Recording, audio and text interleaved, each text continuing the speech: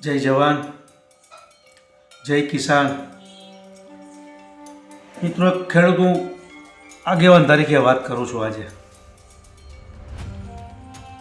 નામ મારું જીતેશ વઘાસિયા, ગામ મારું ધોરાજી, જિલ્લો રાજકોટ. આ સરકાર શેના તાઇફાઓ ઉજવે છે એ મને સમજાતું નથી.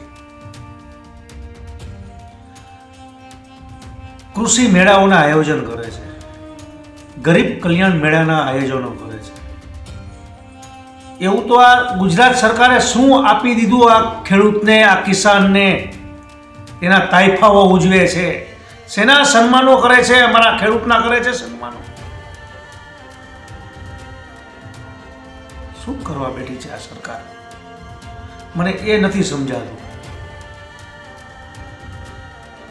હજી મેં એવું ક્યાંય સાંભળ્યું નથી. એક કિસાન, જાગૃત કિસાન તરીકે મેં હજી એવું ક્યાંય સાંભળ્યું નથી કે ફલાણો નેતા ચૂંટણી હારવાથી કે જીતવાથી કે કોઈ પણ કારણોસર કંકાસથી કે દવા ગટગટાવી ગયો હોય એવું. આવું મેં ક્યાંય ગુજરાતમાં સાંભળ્યું નથી. કોઈ નેતા, ફલાણો નેતા એક શેનાય પ્રોબ્લેમથી દવા ગટગટાવી ગયો હોય એવું. એ તો મારા ખેડૂતનો જ વારો છે. હું આ ગુજરાત સરકારને પૂછવા માંગુ છું. કે આજે જમીન માપણીની વાત હોય, ખેડૂતના દેવા માફીની વાત હોય, કિસાનને કોઈ પણ સહાયની વાત હોય, તો આ સરકારે શું આપી દીધું છે? તમે જમીન માપણીમાં જુઓ, ગૂગલ અને મેપ ઉપર માપી લીધું છે આ સરકારે. ગૂગલ ને મેપ ઉપર માપી લીધું છે. હું એક કિસાન, જાગૃત કિસાન તરીકે મિત્રો આજ વાત કરું છું. મારા કિસાન ભાઈઓ,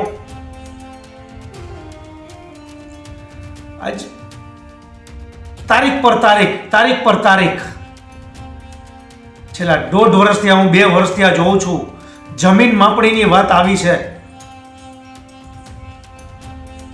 તો મારા કિસાનને કોઈ પણ જગ્યાએ આજે પેશકદમી થઈ હોય, જમીન માપણીમાં ગ્રામ સભા હોય, ગ્રામ પંચાયત હોય, તો આ ખાનગી કંપનીને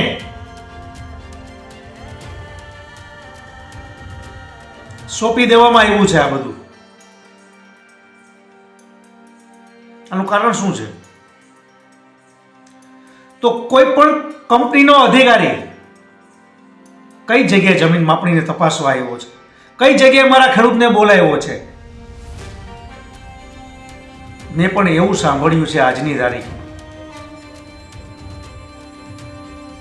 કે મારો ખેડૂત આ જમીન માપણીમાં જુઓ,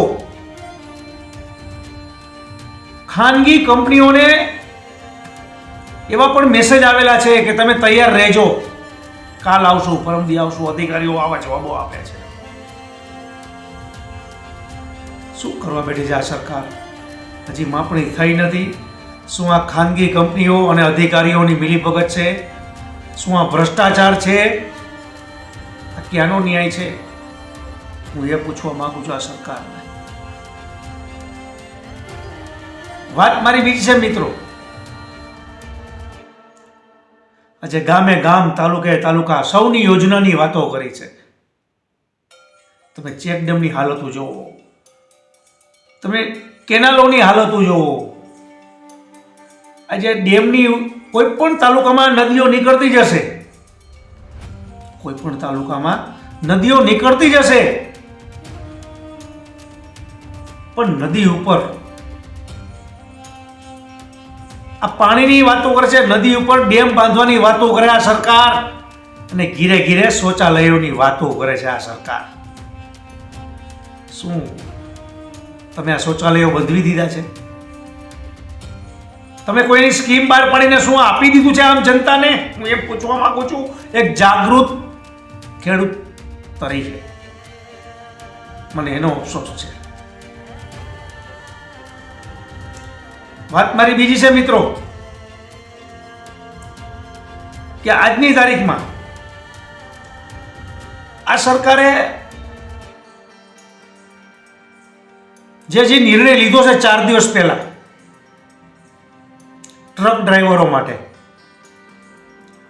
અને જે 10 થી 15 20 લાખ ટ્રક ડ્રાઈવરો જો રસ્તા ઉપર આવી જતા હોય અને જો આ સરકારનો લેંગો ભીનો થઈ જતો હોય,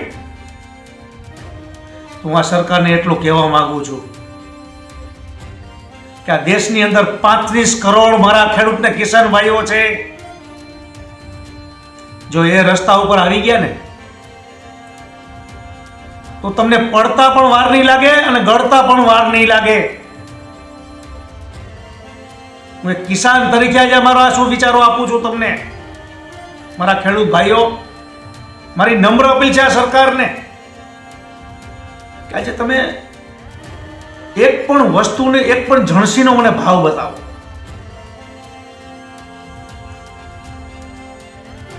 તમે એરંડા લ્યો, સોયાબીન લ્યો, કપાસ લ્યો, મગફળી લ્યો, ડુંગળી લ્યો, બટાકા લ્યો, શાકભાજી લ્યો, તુવેર લ્યો, કઠોળ લ્યો, શેનો ભાવ છે? તો મારા